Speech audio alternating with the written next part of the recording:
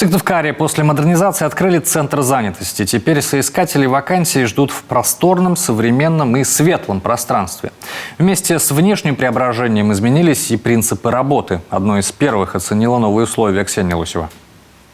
Посетителей обновленного кадрового центра встречает Валерий Калимов. Некогда он и сам был в поиске работы. Ради этого даже переехал из Жешерта в Сыктывкар. С трудоустройством помог Центр занятости. Позади 3 месяца обучения на курсах переквалификации. И вот, наконец, подходящая вакансия найдена. Сегодня Валерий с радостью проконсультирует тех, кто еще только встает на непростой путь поиска работы.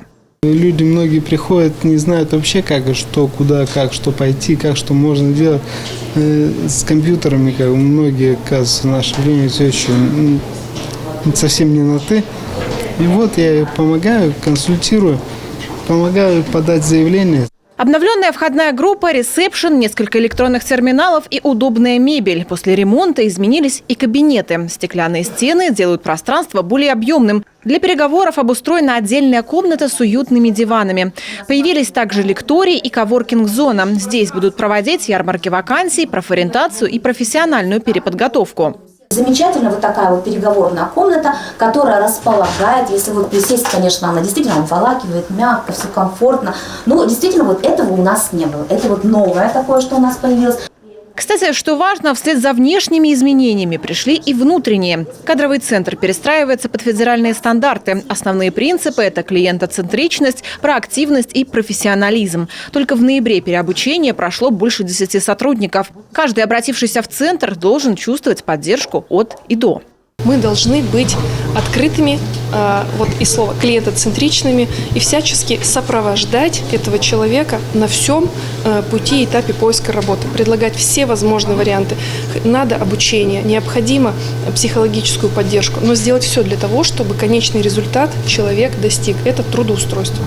Ремонтные работы по преображению Сыктывкарского центра проходили в рамках нацпроекта «Содействие занятости». Следующий кадровый центр планируют открыть в Ухте. Там также большое количество вакансий и соискателей. Сейчас правительство региона детально прорабатывает вопросы и ищет возможности для финансирования. Это вот наш флагманский центр на сегодняшний день. Но у нас ведь еще центры есть в муниципалитетах. И там тоже работают люди с нашими гражданами.